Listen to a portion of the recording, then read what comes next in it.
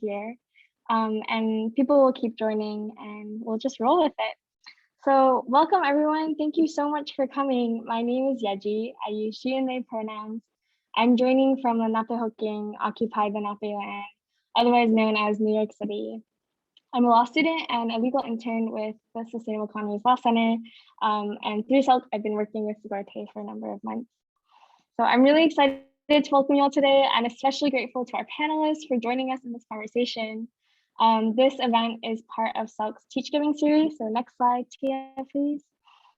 And the next event is on November 18th. It's the Radical Real Estate Legal Cafe, which you can find on SELC's website or at this link.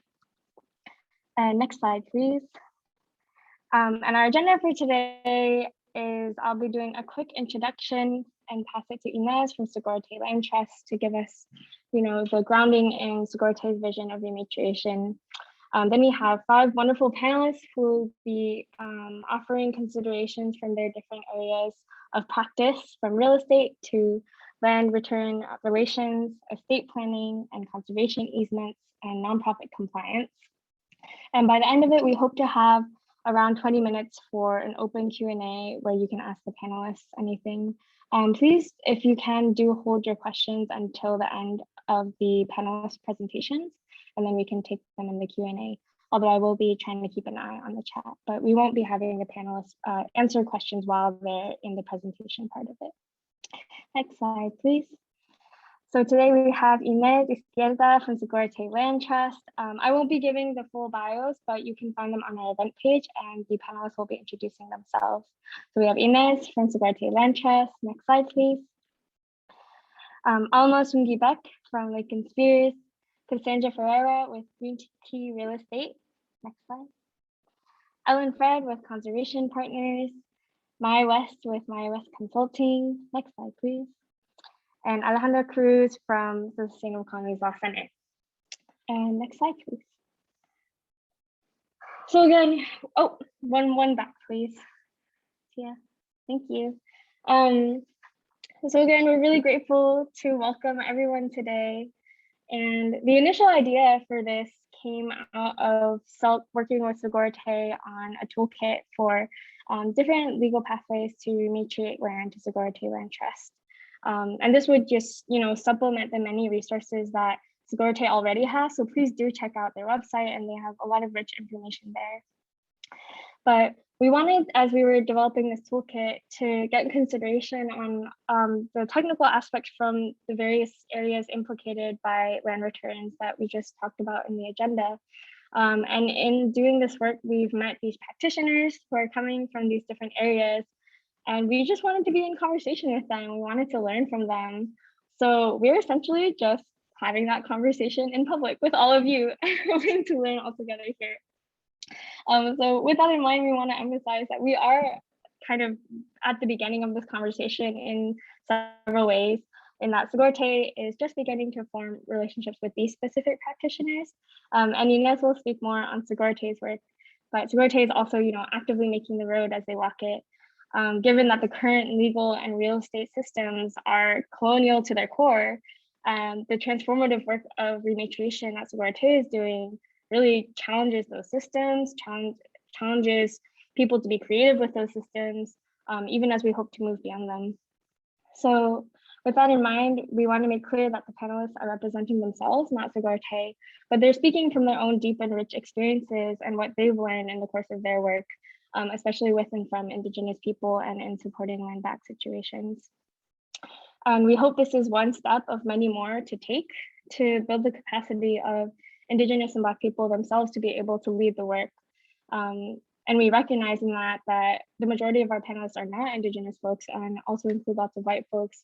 And that's not at all separate from what we're talking about today, actually, and how power is set up and who has access to these professions and expertise within the colonial systems of law and property ownership. But we do see this as one step to support Sogorea Te's work of rematriation, to support people who want to support that work. And we're, again, really excited to be in conversation together, to get to learn from these people. We've been hoping to do this for a long time, and we're really excited for what can come out of this, the insights that each person here can bring, and what we can build on that sharing moving forward. and making this information available to more people. So as we mentioned, this webinar is supporting the development of this toolkit for Sogorea Te, and so the webinar is being recorded. The slides will be incorporated into that toolkit and available afterwards, and the recording will be available afterwards as well. So please know that you can access this in the future as well. With all of that said, with enormous gratitude and excitement, I will pass it off to our first panelist, Ina. Awesome. Thank you so much, Yeji, and everyone that's on this panel, all the guests joining us today. I'm really excited to be here sharing. My name is Inés Izquierda. I'm the creative director at Sogorea Te Land Trust, and I work on our art and media projects, organize some of our political education events, and spaces of encounter and support with the administration and strategies. So I think my first slide here, if you could pull it up. So I'm going to be sharing a little bit about Sogorea Te's work today, and just want to start off, of course, recognizing that we're on stolen and unceded land of the Lisjan Ohlone, and everywhere in this country, right, is stolen land, right? So this map is from East Bay Parks, and it has the names of the territories and their traditional names. But what we know is that there is no map that really has people's own names for themselves and the places they live in their own languages. So these are just one kind of form of documentation. And if you didn't know, whose land you're on or the history of it, I just dropped a link in the chat, and that can tell you like the treaties, the people, and even like organizations and community groups that are involved. So this is the traditional territory that I'm on right now. This is where Sogorea Te started. We're in Huchin, and that's the ancestral territory of our founder, Karina Gould. Next slide, please. Just our logo. So next slide. So this is a picture of our founders, Karina Gould and Janella LaRose. And Karina Gould's ancestors are from here in this territory. They've been here since the beginning of time. And Janella LaRose is Shoshone Bannock, and she's been here since she was a young woman in the territory as a union carpenter and a cultural organizer. And they started working together in the 90s and started organizing around sacred sites in the Bay Area. Next slide. And so, a lot of folks don't necessarily realize that urban areas have some of the most dense populations of Indigenous people in the country. And Oakland and San Francisco is second only to Los Angeles for Indigenous peoples living here, right? On top of that, this is Indigenous land, people are still here, Ohlone land. There's a huge population of intertribal people that live and work here for all sorts of reasons. One of the main ones being because of government relocation policies that brought folks into cities, Native folks into cities as a form of assimilation, forced assimilation. So we're thinking about the city as an Indigenous territory, right? And so what happened when Karina and Janella started organizing together and working together was the Bay Area was going through a huge wave of development with the .com, the internet era, all of those things. And there had been no protection laws before that for Indigenous cultural sites. That just passed in the 90s, NAGPRA. So as this development was happening, they started encountering cultural sites and ancestors, and Karina and Janella started organizing to protect those sites and bring awareness to the existence of them and to the existence of Indigenous people here in the city. And they started walking to every burial site, every shell mound in the Bay Area. And they did that for a number of years under an organization called Indian People Organizing for Change. Next slide.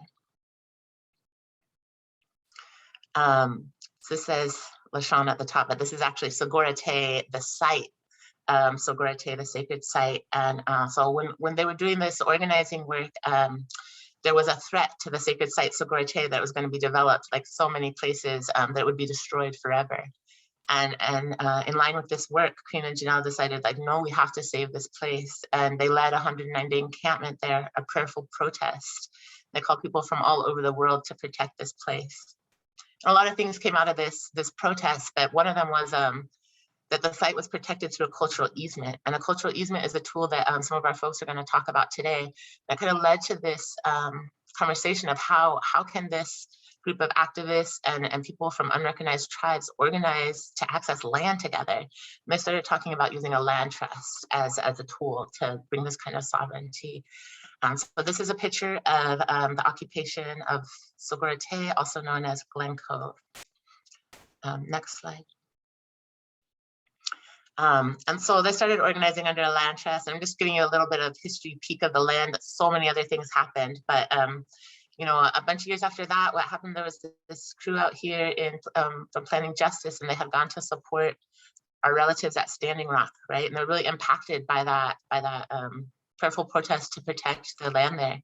So when they came back, they decided to work with the native people here, and they came to Karina and Janella, and they talked to them about wanting to open up the land where they had a nursery on 105th Avenue. And they talked about making a cultural easement and granting access, and they opened and returned the first land to Sogorea Te Land Trust in the territory.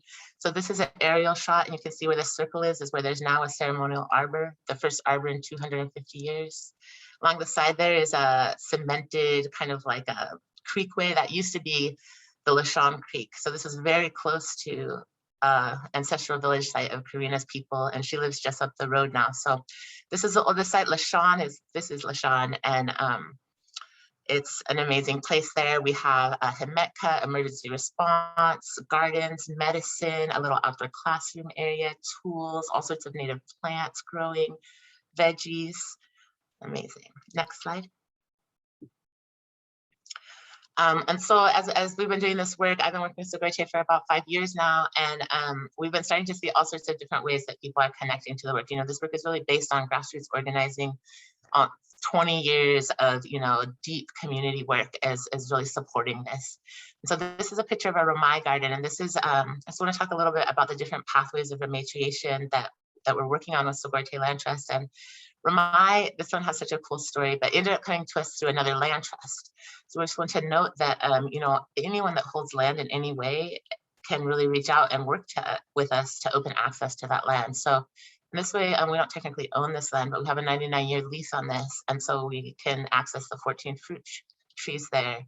We have, I think, nine raised garden beds there. There's a shed that's on solar, and so this way of having another land trust come and kind of recognize we need to support this Indigenous land trust. It's a really cool thing that's happening and that we hope to happen more. Next slide. Another really interesting pathway is that people have been really deeply impacted by this work. This was shared from a letter from some women who were racial justice activists who put Sogorea Te in their will. And this little excerpt says, you know, as long-term racial justice activists, we are choosing not to perpetuate the unearned privilege of passing on our home within our white families. And so I share this because I think it's really powerful to see the work that folks are doing internally. And they talked about how they talk to their kids and how this process. So it's not just the signing over of a paper, or that someday we may have, you know, part of this building or land, but that this work is really transformative, that it's causing people to make new choices that are having generational impact and impacts on our communities in transformational ways. Next slide. And I just want to shout out our Sumi Land Tax. We also have a Rematriate the Land Fund, and these are two ways that we're funding our work kind of outside of traditional grant system. And Sumi is a voluntary tax that any folks in the territory can participate in and contribute to Indigenous-led work. It recognizes that, you know, there was a benefit to colonization, and that still exists. There's a legacy to that benefit. So as we're trying to unravel it and lessen its impact, we encourage everyone to contribute to Sumi and support this really important work. Next slide. This last picture I just want to share, this is Lashon in bloom, this spring in abundance. And I love this picture because, you know, when this is like on the ground of that aerial view, and, you know, when we got there was like garbage and engine blocks and all sorts of wild stuff out there, barbed wire and fencing, and now it's like this lush, beautiful place. And I want to mention some of the other activities that we're doing right now. We have some language and cultural revitalization led by Deja Gould and tribal members. We have the Hemetka I mentioned, emergency response, COVID response, distributing emergency supplies and food, working on different kinds of plant and native restorations, folks learning about permaculture and aquaponics so that we can integrate those, and other kinds of ways to increase our sustainability, water catchment and saving, solar, methods of food preservation. So that's just a quick little peek at some of our projects and lands. I'm really excited to hear from what everyone's going to share today about the different ways that folks are interested in supporting, how you might be able to plug in and learn, about not only the tools that you can use now to kind of try and engage in some of this support, but things that folks are dreaming of that we can hope to create in the future. So thank you everyone so much. And I look forward to answering any questions about Sogorea Te's work. Thank you so much, Ines. And I'm realizing, this is a lot of information, so much richness that people are bringing. So I'd love to maybe take a collective breath in between each panelist on your own pace, but just making space for that.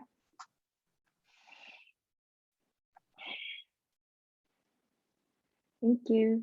Our next panelist is Cassandra to talk about real estate and commodification and deemed commodification. Cassandra, please. Thank you so much. Thank you, Inez. The work of Sogorea Te is just so deeply inspiring. My name is Cassandra Ferreira, and I will be speaking to the question of what is the role of real estate and real estate agents in the land justice movement. I don't know if my slides are, there we go, thanks. I am honored to be here with you and have great respect and esteem for Sogorea Te, Selk, the hosts, and the rest of the panelists here. I've been a real estate agent since 2005, and my license is hung with Green Key Real Estate. And I am involved at the beginning of a nonprofit organization dedicated to ethical land transition called Land Bridge Center. I have never officially been part of a rematriation land project at this point, so I will be speaking from my exposure and experience within the larger context of land justice. This is a very emergent field, and many of us are learning quickly how to bring our hearts, minds, and hands to task in the timely and vital need to bring land into the hands of Native and BIPOC stewardship. Next slide. In full transparency, I am a white, Euro-descended queer woman living in unceded coastal Miwok and Southern Pomo land. I offer the following from my 16 years of real estate practice serving communities, cooperation, and also tracking patterns. I live and learn in the awkward in-between space in which I actively and humbly seek to contribute to more diverse and equitable land projects. I do not represent Sogorea Te, nor do I claim to be an expert in rematriation, and I very much welcome your feedback. And I'm very deeply grateful for the Native and non-Native elders who advise me in this very complex and often painful terrain. Next slide. Much of land worldwide is held within the context of private ownership. This is a made-up system that serves the ongoing and historic forces of colonialism and capitalism. As Chris Tittle of Selk has taught me, it is actually legal fiction. In this fiction, land is seen as a commodity, property, and an asset tradable on the marketplace. The real estate industry is what runs this marketplace, and agents are paid a sales commission at the end of a transaction for selling property as a commodity. I know this is a very crude description, and real estate also encompasses many people and places that have much more holistic relationships. But at the end of the day, we are still in a system that maintains racialized disparities of wealth and access. And for the most part, money is the central design in the buy low, sell high marketplace.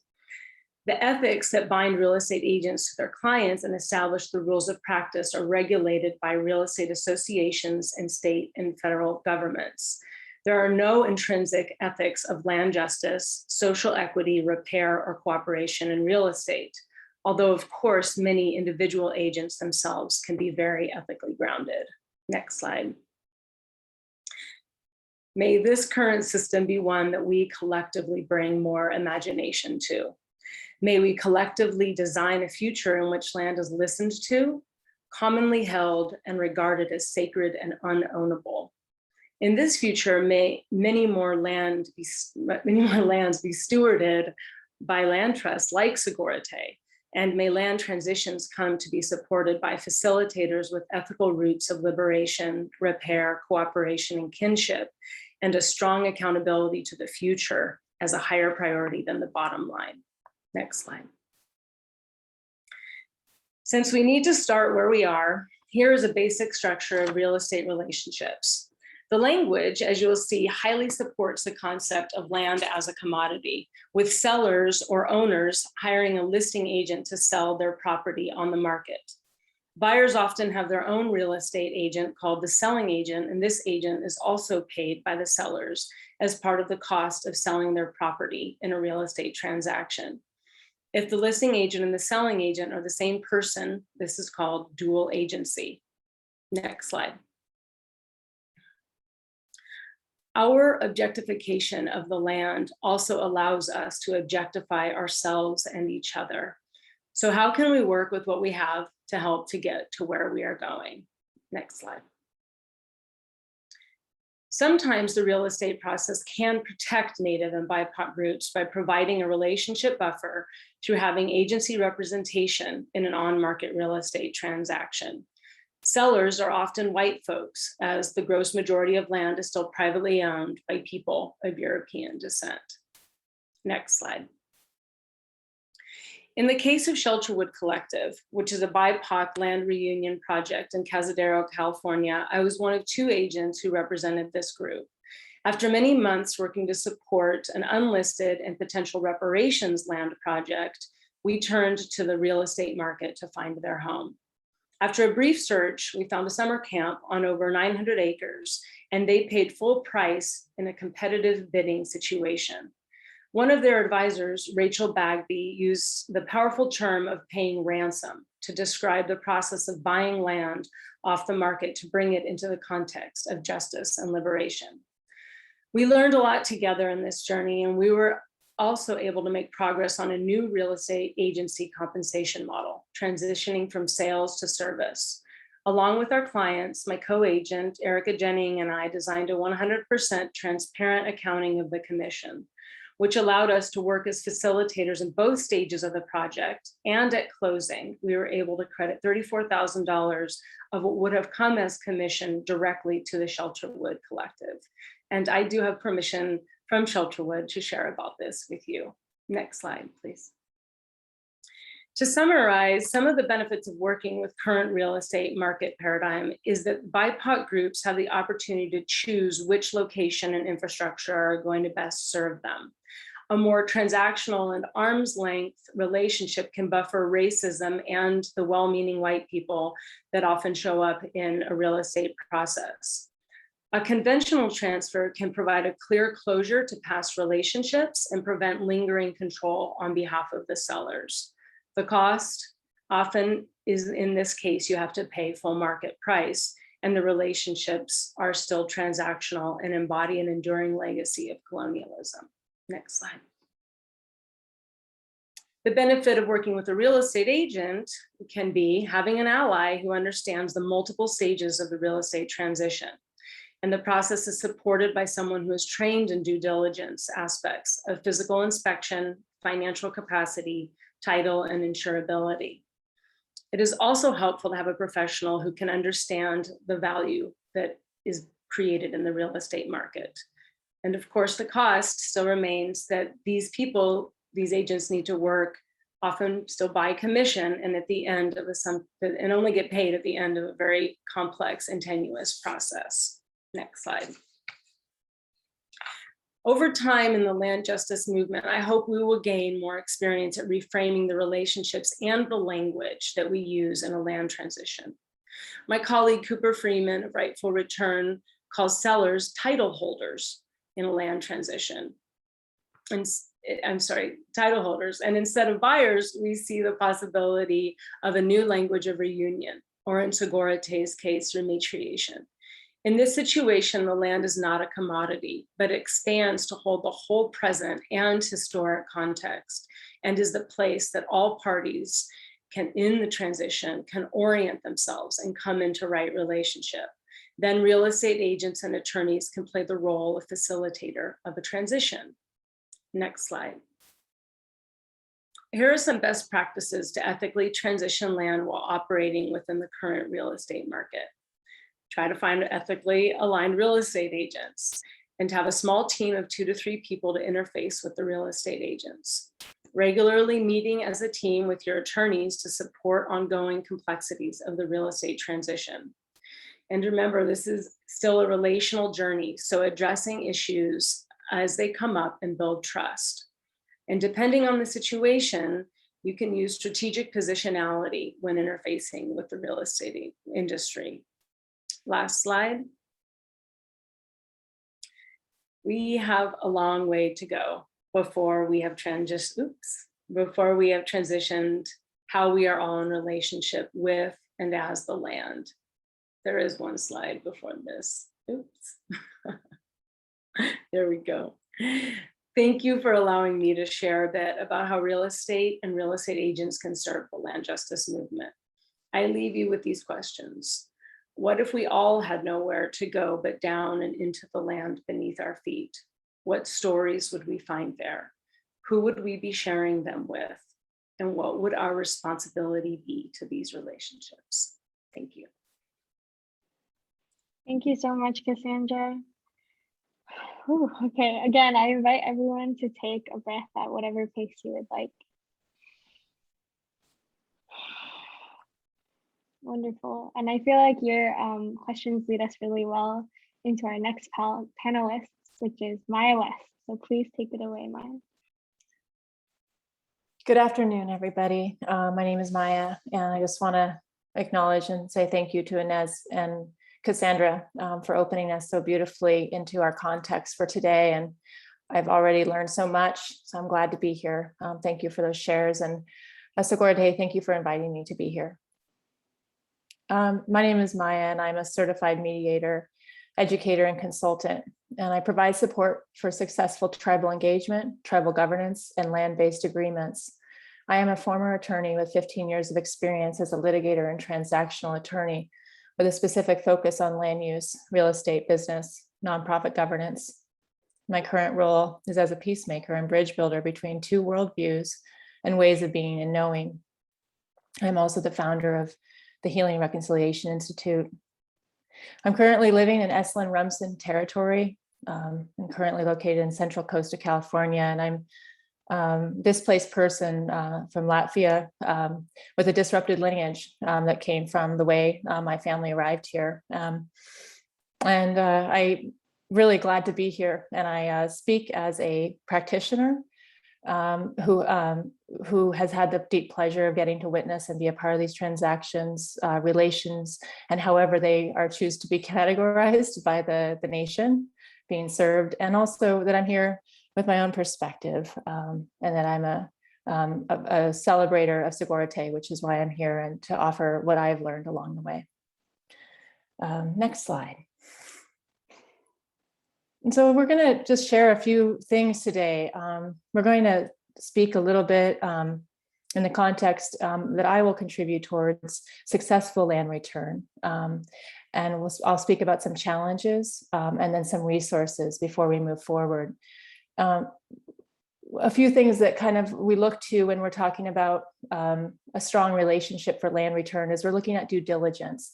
And I want to kind of go through that with you today, but I'd like to go into what I am looking for and what I mean by due diligence.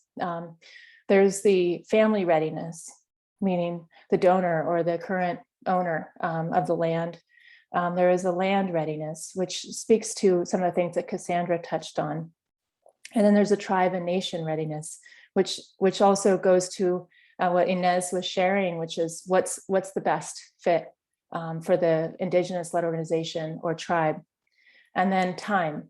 And I share this image of the sweetgrass because it's part of my cultural heritage from Latvia, and it also is for many nations here on Turtle Island, also known as United States, because it's a reminder for myself in this work that it's each of those blades of grass are carefully bundled together in this beautiful image of the braid, and it's representing the circle that each of us are needed and welcomed to participate in this as long as we do no harm as we go forward. And I look at this a lot because I think of this work as being often uncomfortable and messy, and a reminder of my own learning in it. But the goal to braid those pieces together for a successful wholeness, which is a land return, which for me is a cyclical process of land return. Okay, next slide. I only have 4, so we're already down to our last ones here. I'm going to speak to templates for success because I think it's important to hear more. And I really am happy to be joined with my colleagues here today. And Ellen Fred will be sharing some of hers as well. And I've really been inspired by some of those. So I'll speak about the one that I was most recently a part of that's more public that I can speak to fully. And this is a picture that you're seeing here is the Esalen tribe of Monterey County, located in Big Sur. And this is a picture of the Esalen tribe and members of other indigenous nations from the Monterey County and Central Coast area who are coming together at this really special site. This was a gathering to celebrate the historic land return of 1,200 acres to the Esalen tribe. In support of both their needs and also for the greater nations of the area. And this photo is taken about 5 months after the land return in July of 2020. And it means a lot to share this photo because it represents something that was many years in the making. It represents a lot of pain that needed to be overcome in order to have a strong relationship. And it's also a message of unity of that circle that I mentioned before, who's also in the circle that's not pictured because it wasn't appropriate, was the state of California who provided the land, provided the funds, a land trust who offered the tax write-off that was necessary to make this a successful transfer. And then of course the donor who had the land and decided to have the tribe be the recipient of this exchange, and then a circle of all the practitioners around and volunteers that help celebrate it. So I said sometimes a picture is worth 1,000 words, and in this case, it's 1,000 relationships, and that's sometimes what it takes. So just appreciating getting to be here with you and celebrate that return. Some of the examples of challenges that highlight the need for land and relationship due diligence. That's what I'm going to get into.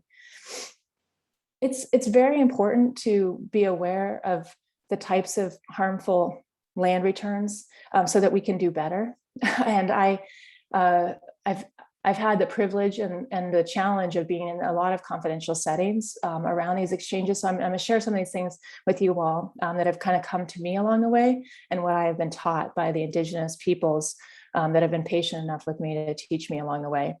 The first one is, it's really, what was often common is that folks want to give or return land that does not have clear title. Clear title being a legal term. And that's something that anybody can Google, so I won't get to that. What I'm going to get to is clean title. For me, the word clean signifies a higher standard of return. To indigenous peoples, it's a gift without entanglements, which means that something different than clear title. We want to be sure that land that's returned is both clear and clean. Example of clean title, I'll share a personal story that we can all understand. When I'm given a gift for my birthday, and the gift is like a gift certificate for a specific thing, it requires me to go in to a certain place, not near my home, get in my car, jump through some hurdles, and then to receive a gift that I really didn't want. The burden of receiving the gift overshadows the goodwill and benefit of the gift itself. I'm going to say that again. The burden of receiving the gift overshadows the goodwill and benefit of the gift itself. I use gifting language a lot, which is not exactly accurate because we're talking about land return here, but sometimes using a sense of gift without expectation of anything in return is an important way to help us connect to what land return should mean in terms of that lack of entanglements. Another place where we see challenges is lands with what we call prescriptive easements. These are kind of an adverse possession, squatter's law. A lot of people might have a good sense of what that means, but these are often show up mostly with informal arrangements with neighbors that have never been formalized. And so these things don't come up until the land is going to be returned. And unless the neighbors are dealt with, that can create a lot of impact and burden onto the nation who is hoping to receive the land. And then lands with multiple owners, I see this also. And what we're talking about here is usually the worst challenge is tenancy in common, which is proportional interest based on percentages. And sometimes this comes up when a deceased owner has not dealt with their probate. And we'll be hearing more about that today when one of our esteemed colleagues will be speaking about estate planning, but it means just giving somebody something that's not ready to go. And that's not a gift. That's not a gift. It's not a land return. It's a problem that you're trying to pass off to somebody else. So we don't want to do that. And then we also were looking at relationship due diligence. This is the place where there's a challenge here is when the owners do not have a clear agreement about the values and shared goals of the Indigenous land return. And what I mean by the owners is this can be either tenants in common, joint owners, or family owners, and even an LLC or family business. Usually this shows up that there's two ways as this comes. One way is that the member of the oldest generation wants to give, but has not clearly communicated or gotten consent from the family. And another place this can come up is owners who want to, quote, give the land, but still exert control. And that's a theme that we'll be hearing about today. And I'm going to give an example of that. We had a donor contact on behalf of one of our nation clients, Indigenous peoples, Native Americans, who said, we want to give the land, and it's a very sacred piece of land, but we want for the tax write-off. That's fine. No, that happens. But the second part is we want to form a new LLC to manage the land, to fulfill our family members' legacy and the wish of our grandmother. That's an example where it's not a gift. It's a way of kind of having that entanglement, and also it signifies this lack of clear agreement between the donors. In this case, a group of siblings and cousins that hadn't really figured out exactly what they wanted to do. Maya, excuse me, we're at your time, so if you could wrap in Yes, however perfect. much time, thanks. Yes. Okay, last slide. So in this case, there's a need for mediators and people that can help support the trust. If you have clear, clean title, then you'll find out later today if you're in Sogorea Te territory to be able to make that gift and to help with that land transfer. But if you do not have that, take some time to make sure that you do that internally before the land is returned, because this work can be healing and transformative. And it's been a pleasure to be with you all. And feel free to send me a private chat if you have any questions. Thank you so much, Maya. Yeah, why don't we take another breath if you wish. I would also actually encourage people to put their questions for Maya and for anyone in the chat so that we can all benefit from the answers. And I'm sorry I didn't make clear. If you do have questions, please feel free to put them in the chat. I'll be collecting them for us to address at the end, but you can still put them in the chat as you go to keep track of them. And so the panelists can maybe see them if they're addressed to them and think about it beforehand. So thank you so much. And I will pass it to our next panelist, which is Alma Sungi-Beck. So, 안녕하세요, 여러분. Hello, everyone. My name is Alma Sungi-Beck. 백순기입니다. I am a trust and estates attorney at Lake and Spears, based in Palo Alto. I've been practicing in the area of trust and estates for about 20 years or so. I am new to this area of land return. Next slide, please. And I want to just give a few friendly reminders that have been echoed by some of the previous presenters. The following 10 minutes is based on my own perspectives as a practicing estates and trust lawyer. They don't necessarily reflect Sogorea Te Land Trust perspectives or a consensus collective vision of Sogorea Te's. Like other presenters, I offer these perspectives to generate process and learning. And I feel like I'm early in my journey. And I would love to stay connected with anybody who wants to on this, particularly other trust and estates practitioners and other advisors who are trying to put their mind around this complicated and important area of land return. Next slide, please.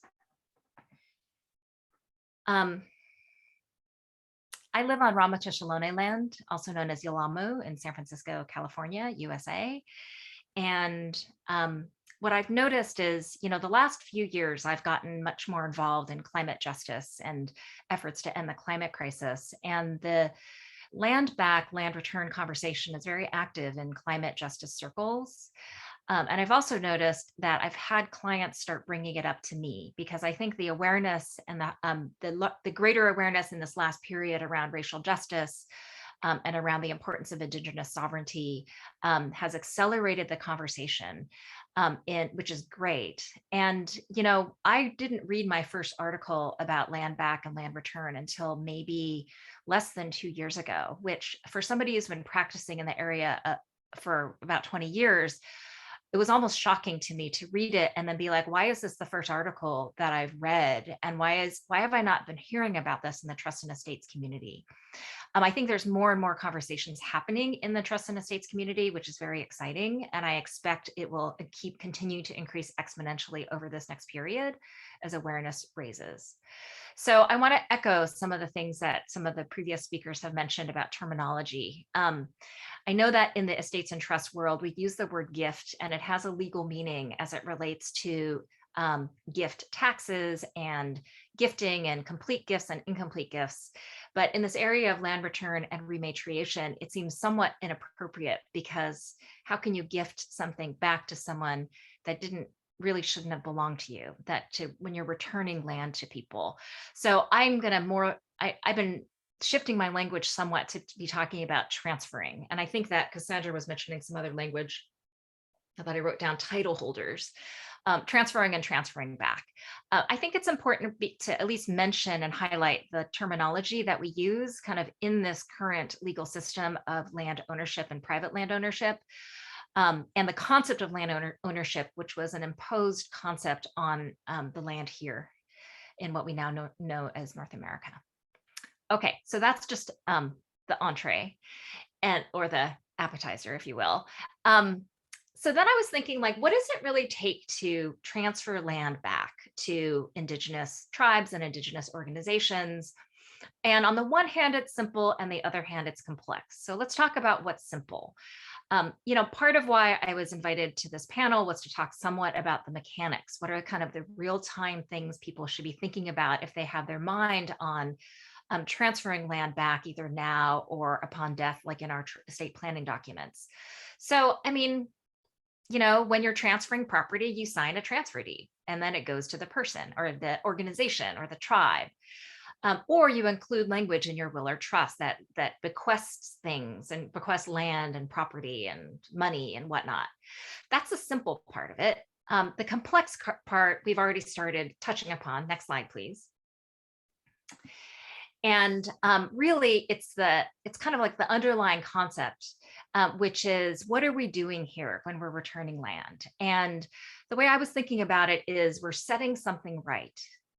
And I think that's an important concept, at least to me, when I put my mind around this, because if you're setting something right, I appreciated Maya's example, an analogy of getting a gift certificate. And the analogy I was thinking about is being a guest at your friend's house. Like, if a friend invites me to be a guest to stay in their house, do I leave all my garbage and dump a bunch of toxic stuff in their house and then just take off, when I'm done using their house? Or do I try to leave it in a better shape and leave it as cleanly as possible? I have an example I was thinking about. I was staying at a friend, and just kind of what it really meant to kind of clean up after myself and kind of be a good guest. And so that perspective has been helpful. I've been putting my mind around this. We've been assisting some clients thinking about land return.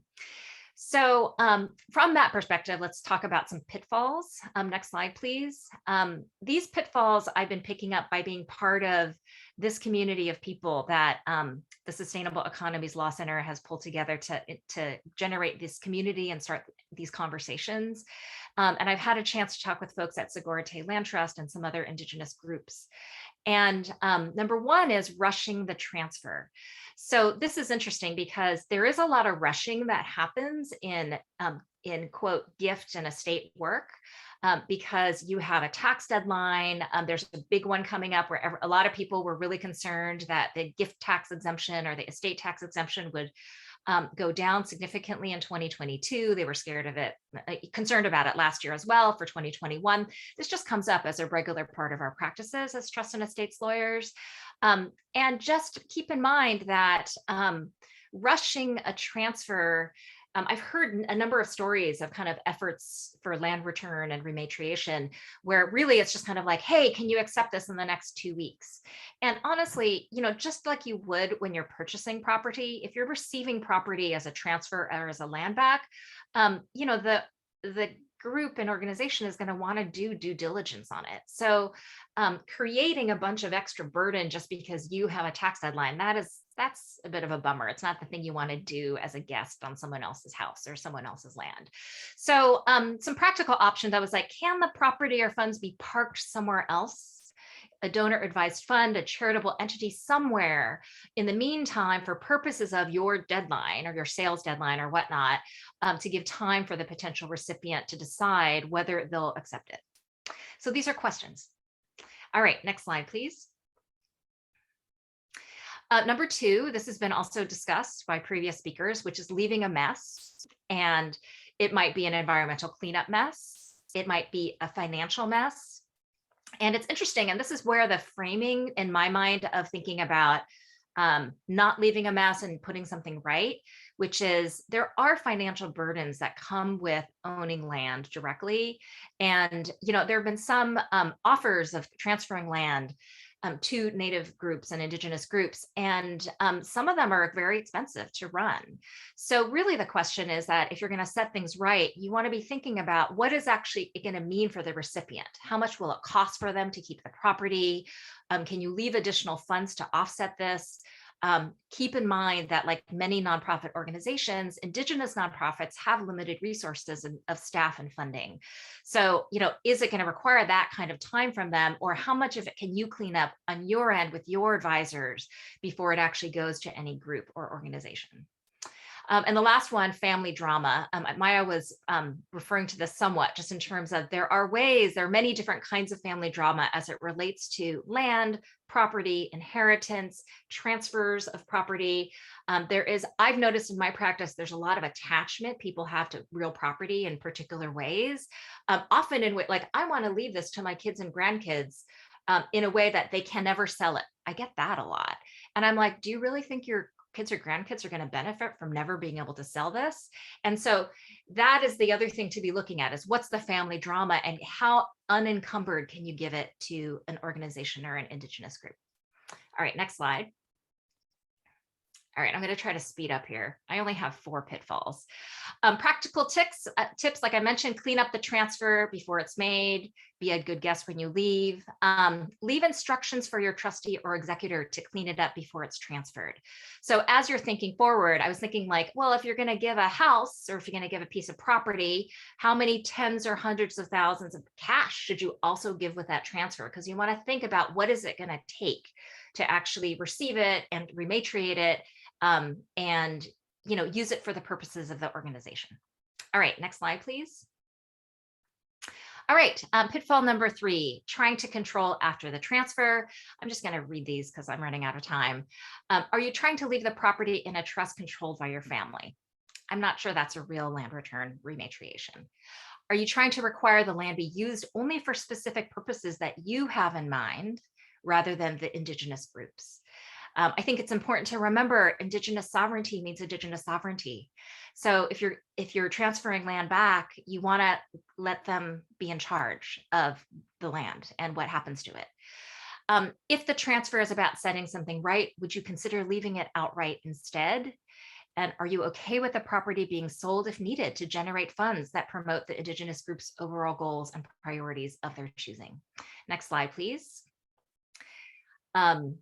So Ellen will talk a little bit about some of the circumstances where a cultural and conservation easement could be a really good, important way to give land back. And the next slide. The last thing around pitfalls, I'm supposed to wrap up in the next 30 seconds. Trying to get something back for your land return. Are you trying to get out of a bad situation by transferring the land back? Are you looking for public recognition for your transfer? Are you trying to get something financially in return for the land return? So these are just flags for us as estates and trust attorneys and as advisors and as people who are considering these transfers of land as we think about giving clean title. All right, I think I'm done. Next slide. Oh, Sogorea Te Land Trust has an intake form for potential transfers and bequests. And also I do want to reiterate that they have an excellent reading list on their website. And this is actually where I found some of the articles that helped me put my mind around this concept of land back and land return. All right, thank you. And I'm done.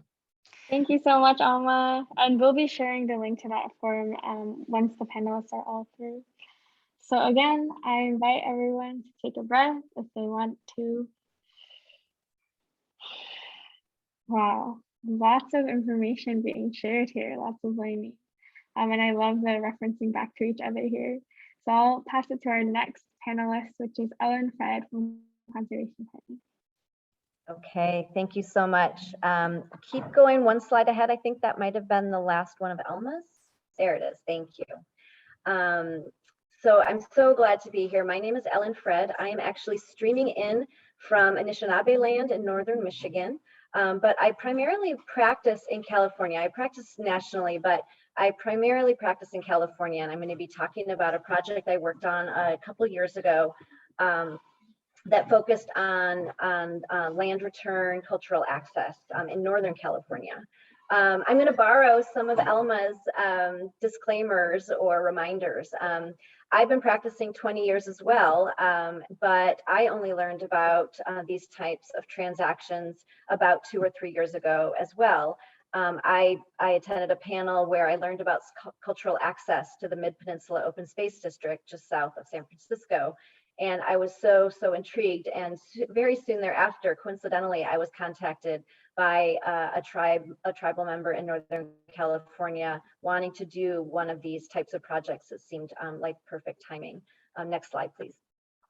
So I'm going to start with a project, the project that I just mentioned. And I also presented on this project with the tribal elder that I worked with on this project and have permission to talk about it as well. So this is, the tribe is known as the Sanangwe Council, and they reside along the Trinity River in Northern California, just east of Arcata. So in Humboldt County, but in the eastern part of Humboldt County, not on the coast. This is part of their original village site, pronounced as Clayelting. That is the name of their village, and I had to give myself a prompt because it's pronounced differently than I would have imagined. And I loved learning about that when I worked on this project. So this is one of their ceremonial structures that is on the Trinity River. And we did a project, not a land back project per se, but a cultural access conservation easement. And I was told by the tribal members that I worked with that for them in this project, it was not imperative for them to own the land outright.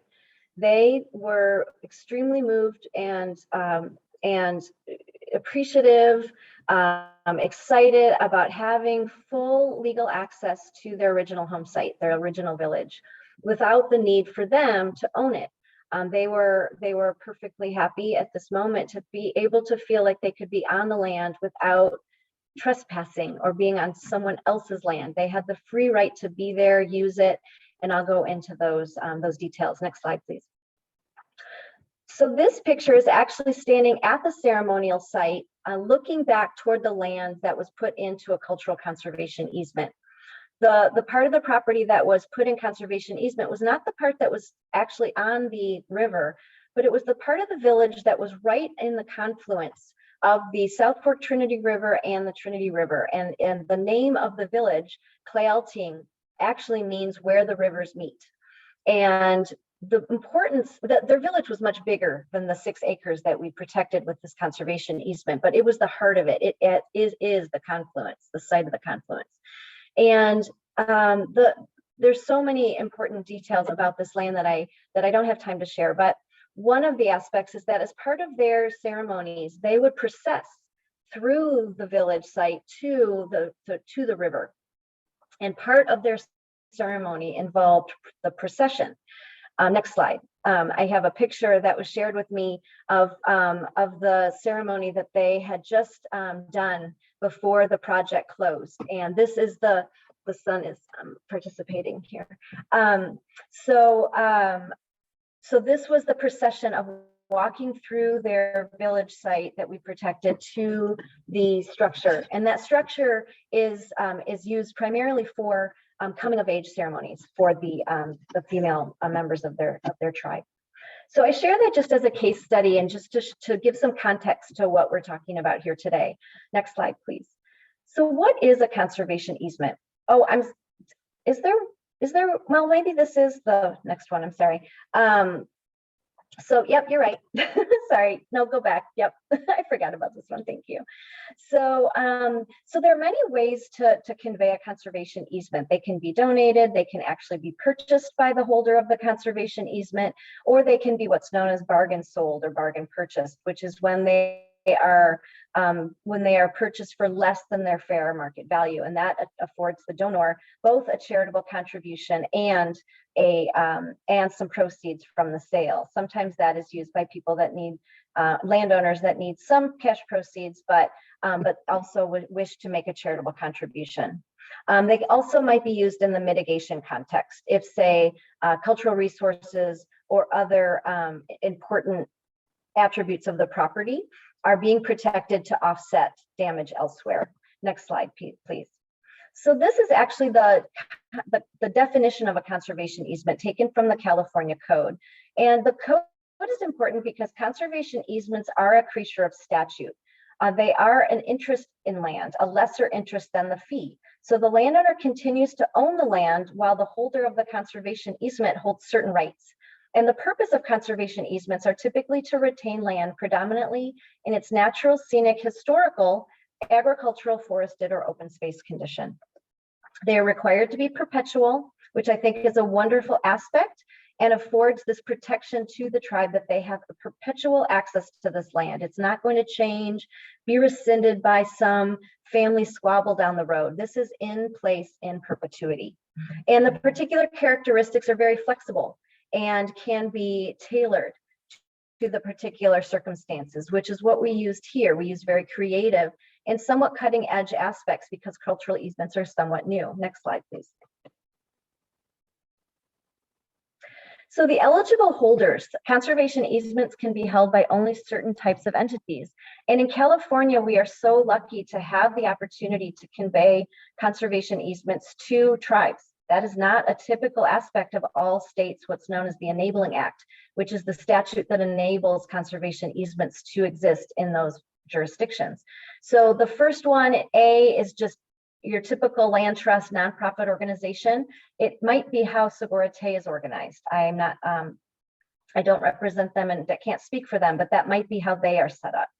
And then we have governmental entities in subsection B, city, state, county. It's notable, though, to note that the United States or the federal government is not an eligible holder in California, at least. And in California, as I said, subsection C allows us to convey conservation easements to federally recognized tribes or a non-federally recognized tribe that is on the contact list maintained by the Native American Heritage Commission.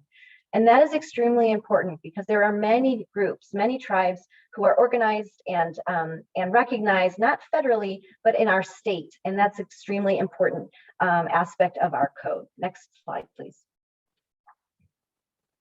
So there are typical rights that are granted to easement holders in almost every conservation easement. And those are to identify, preserve, and protect the conservation attributes of the property, to enter the property to monitor compliance, and to enforce the terms of the easement if those terms are violated. And then we have these more unique rights, which I'm going to get into. For the one that I worked on in Humboldt County, it was cultural rights and gathering. But in some other instances, sometimes the land trust might be given the right to do ecological restoration, or scientific research. So there might be some other affirmative rights beyond those that are typically granted to simply preserve and protect and enforce the easement. And those rights are what we have been drawing from. Those 4 unique rights is what we drew on to craft the Sanangwe easement and these other land return easements that I'm working on now. Next slide. And I'll note that obviously 10 minutes is a very short time. I've done day-long seminars on conservation easements, and so I provide these and I'm rushing through them, but these slides I think will be provided, obviously through the video, and please do get in touch with me if you have questions. So just quickly, we included so many rights in the Sanangwe, and some of these or all of these could be included in any cultural easement that you're working on. Restore, conserve, and steward the property's natural and cultural resources. Promote indigenous land and cultural stewardship through application and sharing of ecological knowledge. Plant gathering, collection of seeds, roots and bulbs, digging, cutting and pruning, etc. Providing educational services about traditional, cultural, and ecological knowledge. Next slide, please. Hosting and engaging in traditional, recreational, cultural, ceremonial, educational activities, having ceremonies, dances, games, knowledge sharing workshops, performing cultural resources surveys to identify whether there are any additional resources that they don't currently know about. And finally, installing cultural improvements, perhaps like the arch that was mentioned earlier, but that would require landowner approval. So there are some strings attached when you do a conservation easement versus a fee interest transfer. The landowner continues to own the land, which has some benefits. There might not be that management or overhead obligation. It might simply be a gift to them and a relief to them not to have those obligations, but to be able to use and access the land for what they need. But here you see that we did have to include landowner approval for any cultural improvements or any structures. Next slide, please. And yes, please get in touch. I would welcome any conversations. This is a new and cutting edge and wonderfully, developing area. It is long overdue. And I'm just so grateful to be a part of the conversation. So thank you so much for having me today. Thank you, Ellen. Really packing a lot of information there, everyone. Again, invite you all to take a breath with me if you want to. Okay, and we are down to our last panelist, last but not least, Alejandra Cruz with SALT. Hello, everyone. My name is Alejandra, and I'm a staff attorney at the Sustainable Economies Law Center. I started working at the Law Center exactly 1 year ago, and I'm grateful for the opportunity to learn from our presenters today. My background is in advocating for Black and Brown communities to secure housing, access to education, medical and mental health services. I've also provided deportation defense and prisoner rights legal services. What brings me to this work is my desire to continue to nurture relationships with people and land that support my own healing and our collective healing. Next slide, please. I would like to take a moment to acknowledge the limits of the nonprofit industrial complex and the importance of building power to protect communities from the white supremacy and dominance culture that is upheld by legal systems. In his book on mutual aid, Dean Spade reminds us that taking risks with a group for a shared purpose can be a reparative experience when we've been trained to follow rules. Organizers from Mutual Aid Disaster Relief in Puerto Rico remind us that audacity is our capacity, and by taking bold actions together and challenging norms, we can imagine new ways of interacting with the world. I like to keep in mind our capacity for breaking the rules, especially when I'm learning the rules and searching for flexibility within those rules. Next slide, please. Speaking of finding flexibility, SELC had the opportunity to collaborate with Cassandra, who we heard from today, in supporting our client Shelterwood, a queer BIPOC-led land stewardship collective in entity formation and acquiring property. During the course of collaborating with Shelterwood, we took some time to explore relationships through an improvised role play exercise where we each played a different character, the land, the future residents, Shelterwood's mission that had a stake in the process of creating Shelterwood. So we had members of the collective and legal and real estate practitioners stepping outside of our defined roles. It was a fun, embodied experience that involved laughter, costumes, and movement. The takeaway for Shelterwood that they shared with us was that they already had a lot of the answers that they had been seeking from us as attorneys and real estate agents in terms of what was possible. And they were able to explore that through that exercise. Next slide. I wanted to take a moment to review the basics that we are working with here, like who or what holds title to property once it's returned. There are so many entity options to hold title to land. Sogorea Te, as was mentioned in the chat already, is a 501c3 tax exempt organization. This entity choice has a lot of advantages and some disadvantages. There is a lot of flexibility with 501c3s, but this entity choice may not be right for everyone. So two advantages that I'll focus on today are the C3's ability to qualify for property tax exemption and receive tax deductible donations. For your reference, here is a list of nonprofit steps to nonprofit formation. Today, I'm going to focus on some of the steps that I've worked on with groups, including the 1023 tax exemption application. So during my first few weeks at the Law Center, I was excited to meet folks from Shelterwood and start learning from them. I worked with coworkers to submit this form 1023 on their behalf. The form was complicated and involved reading a lot of instructions and fine-tuning the language of their mission and vision statements to meet the requirements of Section 501c3. This was challenging at times because Shelterwood's language already captured their transformative vision so well, but in order to be recognized as a nonprofit, we had to change some of the language to sound more like the language of the Treasury regulations listed on next slide. Yeah, one more. And then on the next slide, there are some categories, some more categories that are recognized as charitable. Okay, next slide, please. All right, so I included some language here as an example of charitable purpose language that can capture the work of a queer BIPOC-led land stewardship organization like Shelterwood or an Indigenous women-led organization like Sogorea Te. This language should appear in the bylaws and articles. You should be able to tie land, cultural, and environmental restoration back to a charitable purpose. Next slide.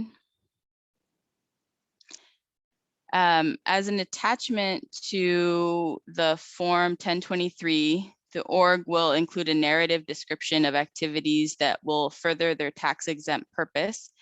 An organization like Sogorea Te that is set up to receive land through donation, bequest of funds and property, and hold conservation easements would state that here.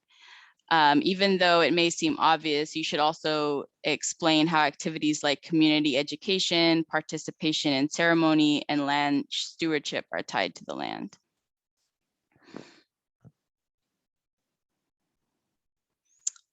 Okay. So moving on to the property tax exemption, once a 501c3 has received property, it has to apply for a property tax exemption for that property.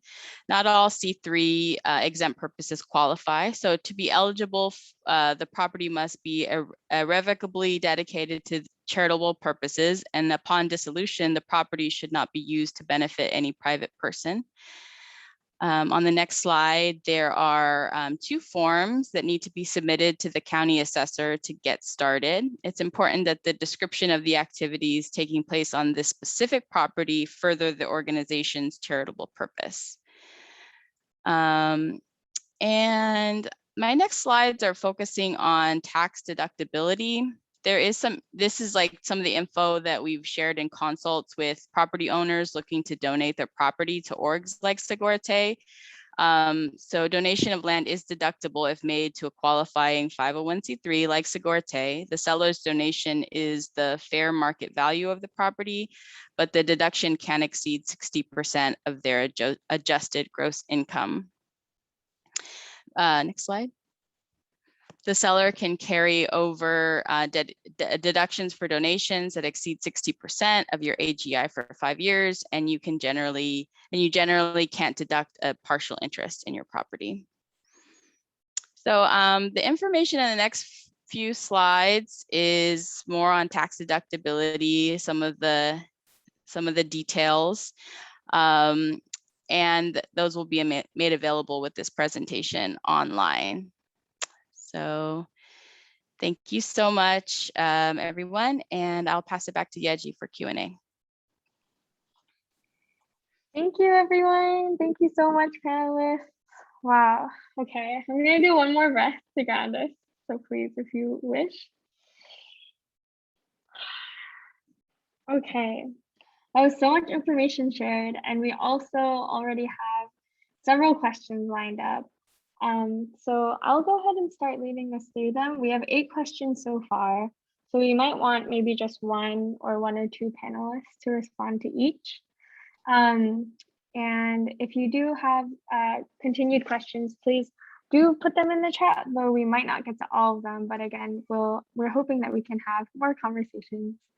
So I'm gonna combine the first 2 because they were both addressed to Cassandra, and I'll put them in the chat again. Cassandra, if you could clarify the payment structure that you made instead of commission, and also strategic positionality. Sure.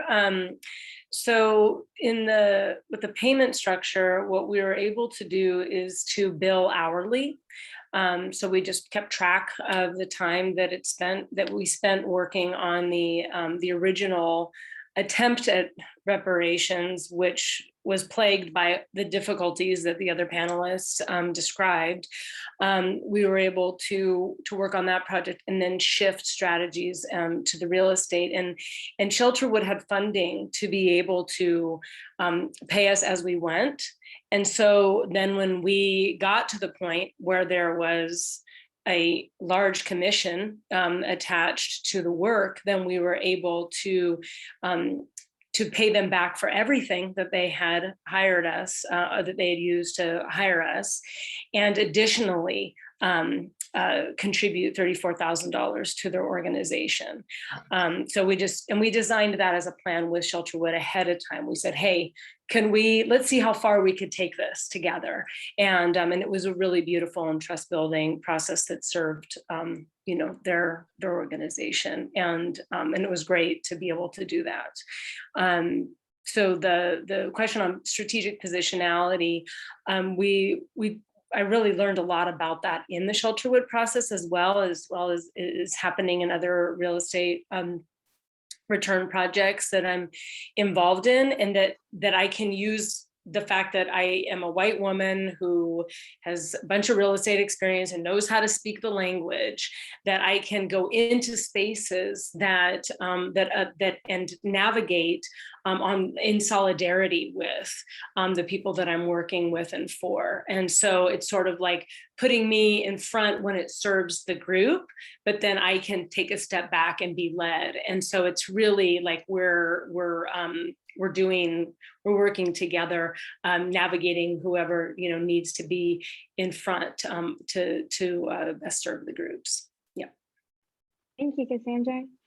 Our next question is, the examples so far are talking about individual transactions and small incremental steps, and they analogize to climate action focused on individual actions, which is a fair point. So if you have thoughts on how we can apply these experiences and lessons to rematriate land through structural and systemic transformations, and I wonder if Inez or even Ariel wants to take a stab at this first. Thank you for this question. I really appreciate this. I think that each one of these incremental steps, if it's made in a transformational way, is building a new kind of foundation, a new kind of community and access and power. But some of the things that folks are doing to kind of really leverage it and take it further are things that come to mind are, real estate agents and agencies adding a percentage to every sale that they donate back to the tribe or to the organization. Funders, both like nonprofit funders, but also like banks or lenders doing a similar thing where there's a very small percentage of each transaction, or it can be bigger, of course, that goes back with it, starts to kind of, build some of that, like the stores, the reserves of resources and around land. Some of the other things is adopting, let's see, some nonprofits, like in their bylaws, they put things like, if we ever dissolve, everything goes to a tribe or a land trust. And one of the things that does, it starts to set up the conversation of what would actually how would we have to organize ourselves to make that happen? What would happen, even if they're not anticipating, going out of business or anything like that. Starts to shift the structures to be like, this is a priority to address this in our organization. How are we going to do it legally, or how can we make this happen?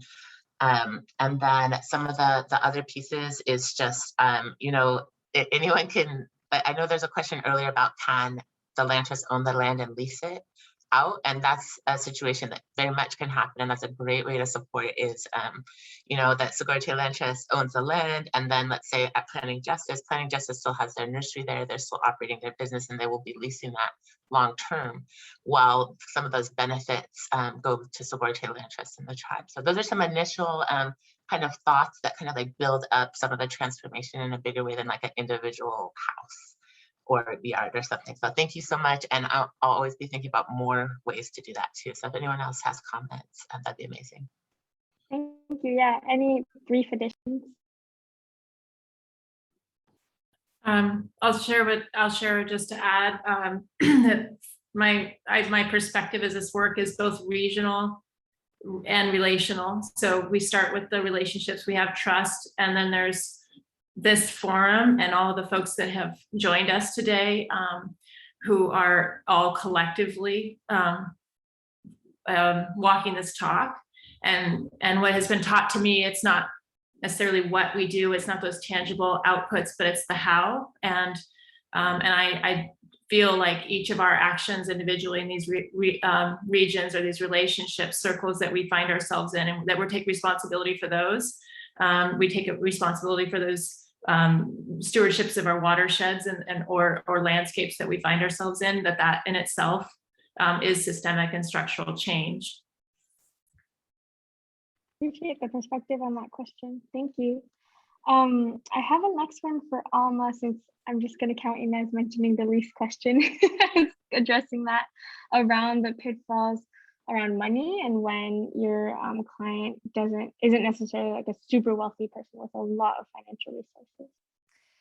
Yeah, I saw this question and I was thinking about how sometimes it's as simple, like if you're doing it in your estate planning and your will or trust, to just, the hard part is figuring out which organization to give it to. And if you're on Lisjan Ohlone land, Sogorea Te Land Trust is a great choice. And then, if there isn't extra cash, then just leave what you can and what you think makes sense. Because in the probate and trust administration process, your executor or trustee figures that out. And just like with individual beneficiaries of documents and of probates and trust administrations, they get to decide whether they're going to keep it or whether they'd rather have it sold. And it just depends on what the complications are on it.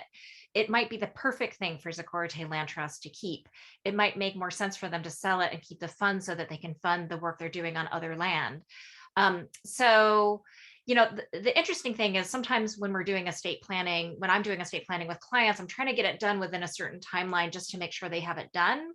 And maybe there's a follow-up conversation that needs to continue to happen. I was having this conversation recently with a client. We raised the concept of land return. It was for land in another state. And I'm just starting to build an understanding of who the people are there. And that client also had an understanding of who the people are there that are having this conversation. I'm guessing in about 6 to 12 months, we'll have another conversation. And he might actually gift it directly during his life. He's still in his 50s or 60s, so he's still fairly young. So anyway, it's kind of cool to think that it could be a process, and we want to think about it as a process and do what you can now. But trustees and executors often are just in the position to figure it out directly with who is named as beneficiaries. Thank you. And I also see Chris added in the chat, this could be an opportunity to mobilize the title holders community to raise funds to support cleanup and other needs, which is a great suggestion. Inez, anything to add there, or that's good?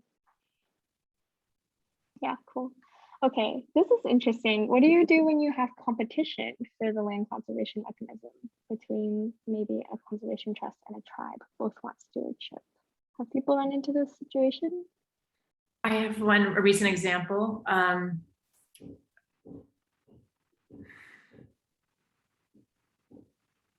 There's a delicate balance, I think, between giving an unclean land return to a tribe and to the tribe's internal capacity to receive the land. There's a private governance support piece that that is done, and that's sometimes between nations. Sometimes that's done with the support of professionals outside of the tribe or outside of the area. But one of the techniques that I've seen unfortunately happen in land conservation communities, they'll plant a seed of doubt in that nation that they don't have the capacity to receive the land, and therefore there needs to be some other land trust involvement. That's a very hard thing. Sometimes there's some threads of truth in that, but I see all of us in the circle in support of this non-Indigenous advisors in this work to continue to rally for and support the capacity. So yes, what we do is we offer a gentle pushback and help fundraise for the capacity necessary for the nation to receive the land. Ellen? Yeah, I will weigh in as well, and I might reframe, at least in some circumstances, it might come in the form of collaboration.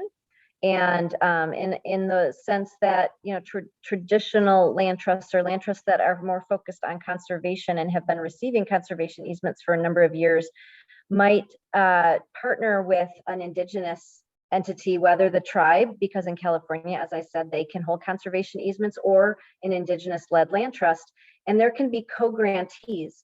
And we're discussing right now, I'm working on several projects where we're discussing partnering such that the land trust who's been holding and monitoring conservation easements for years takes on the role of the annual monitoring and going out and indeed enforcing if there's a violation, because they have perhaps either the expertise or the resources to do so. And then as a co-grantee, so in an equal, co-equal relationship with the other land trust, the Indigenous land trust or the tribe could be a co-grantee and be given those creative rights that I mentioned, the ones about gathering, ceremonial, those sorts of things. And obviously they would have the same enforcement rights if for some reason they are kept from being able to exercise those rights. But so they would have enforcement rights, but they wouldn't be obligated to enforce on other types. So if someone encroaches or if there's a more physical violation. So there are definitely ways to collaborate in these, at least in conservation easements. Thank you, Ellen. And we're saying goodbye to Maya. Thank you so much, Maya. Hi, all. It's a pleasure to be with you. Take care. All right, some more questions in our last 5 minutes. I also see Neil bumping participatory budgeting work as another way to think about systemic change.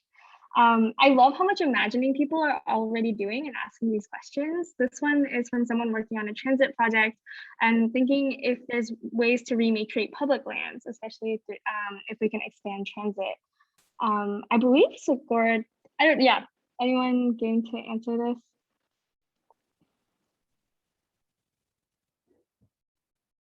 I could say that I think that folks are really trying to figure out how to access and how to do this, and certain cities in the Bay Area especially have been taking on that labor. And so right now that rematriation of public lands has looked like opening up access for harvesting, ceremony, and things like that. And I think that that there's a lot of kind of like dreaming and strategizing around new ways, new tools that people can do this. Because right now, even if someone fully gifts or transfers over some house, let's say, you know, there's still so many costs that the tribe will have to pay to bring that in, and that Sogorea Te will pay, just not if it's messy at all, if it's perfect, wonderful, you know, additional things to make it. So I think we're very interested in the public lands, also, you know, just lands held by schools, universities, other kinds of institutions. There's lots of ways to open them up. So yeah, I'm also interested in that. And just to mention that, yes, there are ways to craft agreements between agencies and either land trusts or tribes that are not perpetual. They would not be conservation easements per se, but just cultural access easements that may have a set term. They would have some deficiencies because of that ability for the parties to change their mind or to request termination or whatnot. But at least it provides the ability to create those relationships, as Maya was talking about, that this is, you know, relational. So creating those relationships, building those trusts, and then perhaps building and forming something more long-term or perpetual going forward. And Cassandra also put in the chat highlighting trusts to be halfway spots and community rights to purchase acts. We have probably time to just do this one last round, and I'm putting these two questions together about coordination and collaboration of the multiple actors, and also if groups aren't formally recognized entities, how you manage who belongs or doesn't belong. And different factions within claiming cultural rights to the same land.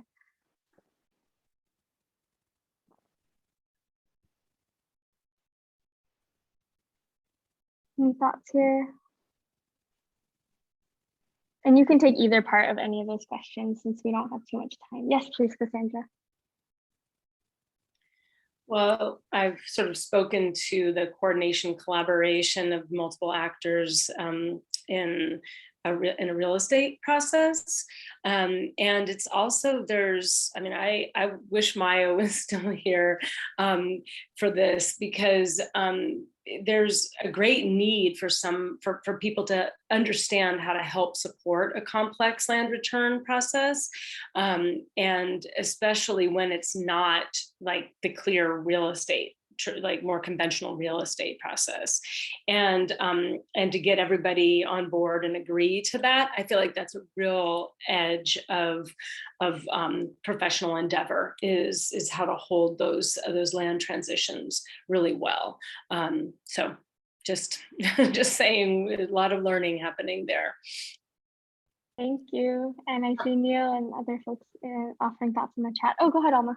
So I would offer, well, also ditto on asking Maya about her experiences with this, because I know that she's mediated some of these.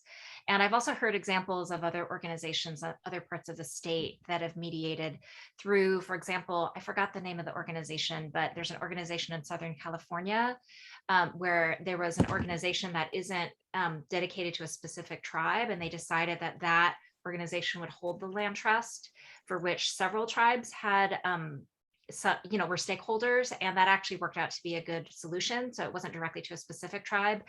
It can be complicated because there's so many tribes in California and across the continent, and everyone is in a different situation. So just be mindful that it's there, and there are probably people on the ground that are good to connect with about it.